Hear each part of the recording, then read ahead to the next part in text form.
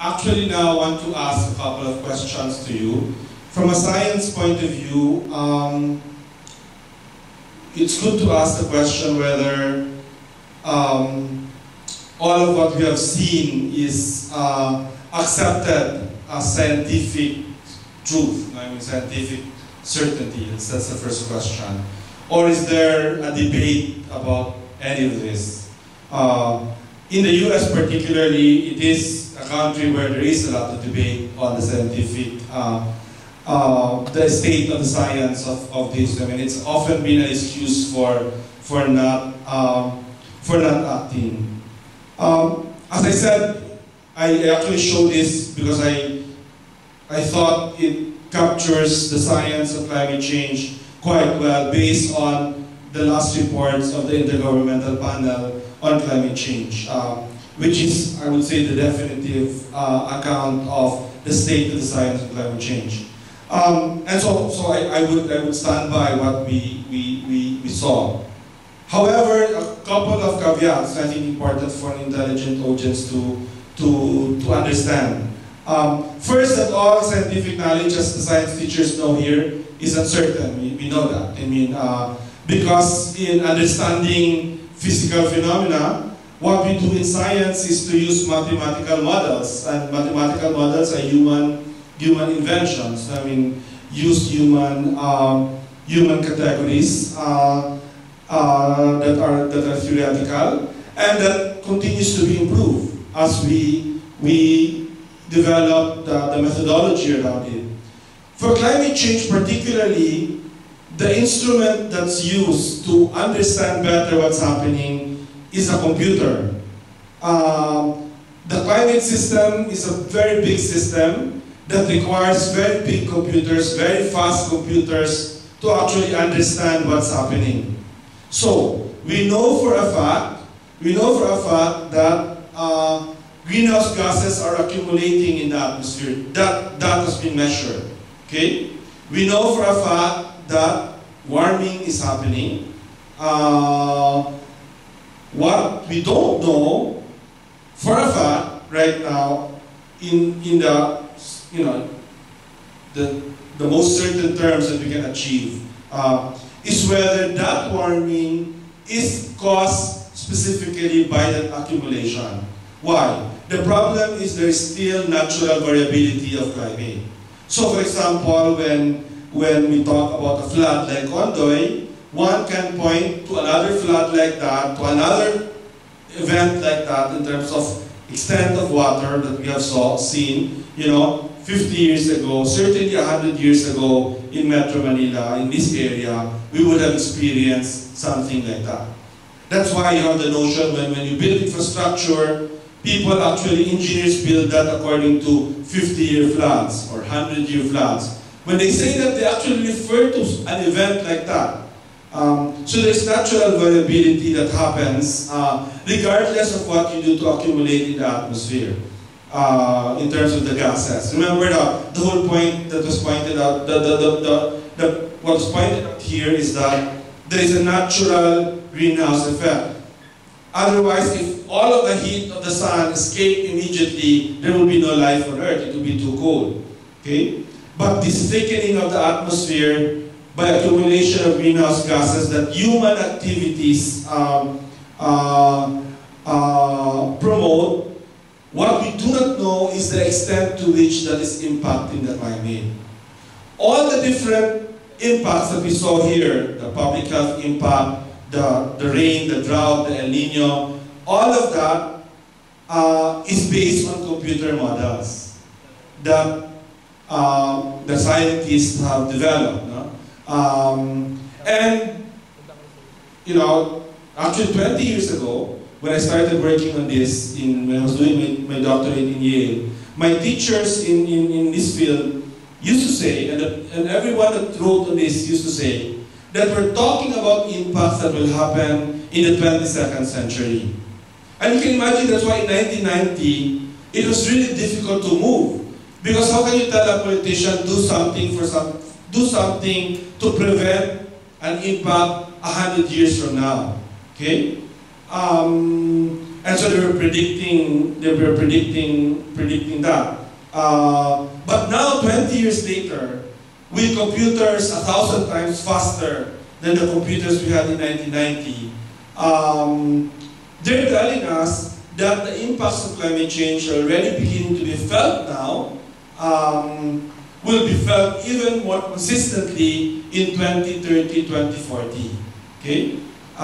So we've now halved the time because the computers are better.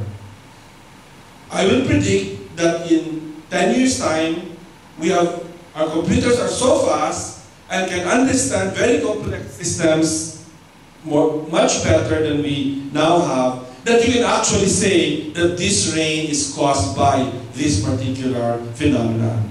But it will take another 10 to 15 years for us to get there, maybe 20 years to get there. And by the time the window to do something to prevent something 50 years later would have closed already.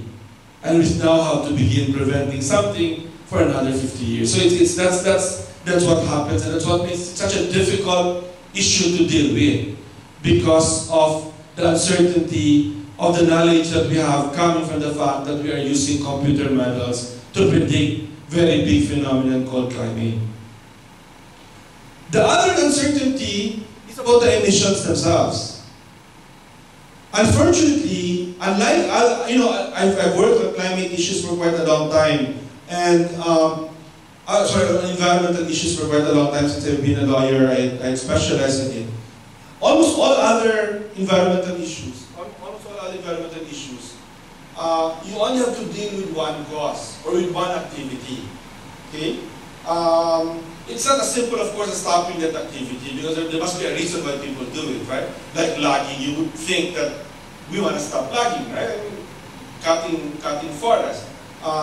Well, but if people get jobs from it, you have to make sure that if you prevent it if you stop logging, you have to make sure that the people who are in that area, who live in that area, who depend on jobs there, get jobs. Because actually, if you prevent logging, let's say by a company from happening, and those people will have no jobs, those people will just cut those trees themselves, and will probably do a worse job environmentally than a company would. Okay? But at least you're very clear. There's one activity, you fix that activity, either you stop it, and you make sure that the ones who are affected when you stop it are dealt with. The problem with climate change, and you look at that, I mean, you can see it from here, but it's forestry, that's industry, that's transportation in the middle, that's with the cars, that's agriculture, that's waste, that's energy. So all of that are essential human activities. I think, as Lauren pointed out in Mendoza's video, the very fact that we live in the world, the very fact that population is growing, the very fact that more human needs are necessary, the very fact that poor countries like China, I just came from China to actually talk also on climate change there. In China, they're moving tens of millions of people from poverty to non-poverty. I won't necessarily call it middle class right away. But the very fact that when they move from the rural area, and the rural area in China is not like an Amorsolo countryside. I mean, it's tough countryside. So when people move from as they are in the tens of millions or even the hundreds of millions, when they move from the province from the farm to the city, they right away increase their economic status. But that has tremendous environmental impact, not just for China, but for the whole world. Those of you who have gone to China, I've been going to China back and forth over the last 10 years. It's really quite amazing, the cities of China. They literally are like growing like fast trees. I mean, the buildings. Once I was in a gorgeous place in northwest China, or southwest China rather, not northwest. Southwest China in Kunming, in the province of Yunnan. That's in the area of Tibet, but the China part. It's a gorgeous area of lots of different types of plants.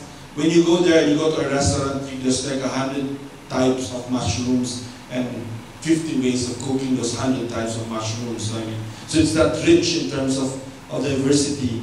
But once I went there, I remember how I passed through I was going to the airport from the city, and the ride was like 30 minutes, and the 30-minute ride on the left and on the right, trees were being felled down, and buildings were rising up. Sort of like the fort, but 100 times larger than the fort. No?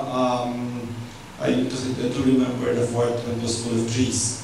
And I will never forgive those who promised me. I was in the environmental ministry when it happened, and the developers really promised that the trees would stay. Really did. And that promise was betrayed. I mean, honestly, when you go around. And I think we'll pay for that in the future. We're talking about all human activities. That's why it's so difficult to control. Unlike other environmental problems where you can just stop the activity and that's done.